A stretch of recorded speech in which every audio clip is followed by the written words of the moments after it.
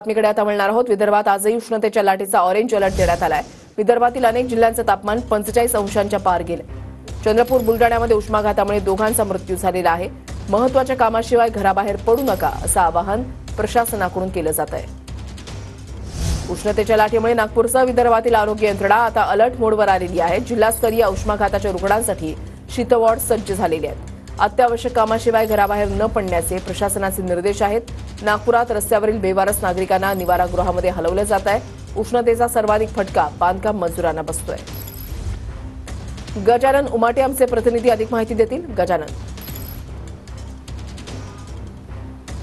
नक्कीच विदर्भामध्ये उष्णतेच्या लाटेचा इशारा देण्यात आलेला आहे आणि बऱ्याच भागामध्ये चंद्रपूर असो, वर्धा असो किंवा इतर भागामध्ये तापमान जे आहे ते 45 डिग्री सेल्सिअसपेक्षा जास्त झालेलं आहे। हे दृश्य मी तुम्हाला दाखवतोय। सकाळी 8:30चं दृश्य आहे आणि आत्ताही कडाक्याचं ऊन आहे।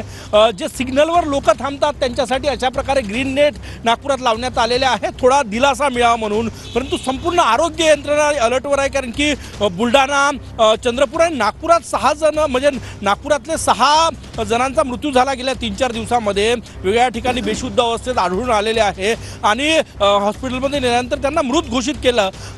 PM रिपोर्ट नंतर त्यांच्या मृत्यूचं कारण कळेल, परंतु आता असा अंदाज वर्तवला जातोय की उष्माघातामुळे या नागपुरातल्या 6 जणांचे मृत्यू जे आहे ते गेल्या काही दिवसात झाले। त्यानंतर चंद्रपूर असो किंवा बुलढाणा असो या ठिकाणीही उष्माघातामुळे मृत्यू झालेले आहे। कडाक्याचं ऊन आहे, पारा 45च्या पार गेलेला आहे आणि आज ऑरेंज अलर्ट आहे। त्यामुळे संपूर्ण आरोग्य यंत्रणा जी आहे ती अलर्टवर आहे। ठिकठिकाणी जिल्हा स्तरावर जे आहे ते कोल्ड वॉर्ड सज्ज करण्यात आलेले आहे। उष्माघाताची औषधी जी आहे त्यांचा साठा करून ठेवण्यात आलेला आहे। यंत्रणा अलर्टवर आहे। दुपारी लोकांनी बाहेर पडू नये असे निर्देश देण्यात आलेले आहे, परंतु तरीही काही मजूर दुपारच्या वेळेस काम करतायत, त्याकडे प्रशासनानं लक्ष देणं गरजेचं आहे। नक्कीच गजानन, आणि तुम्ही सुद्धा रिपोर्टिंग करत असताना काळजी घ्या। धन्यवाद दिलेल्या सविस्तर माहितीसाठी।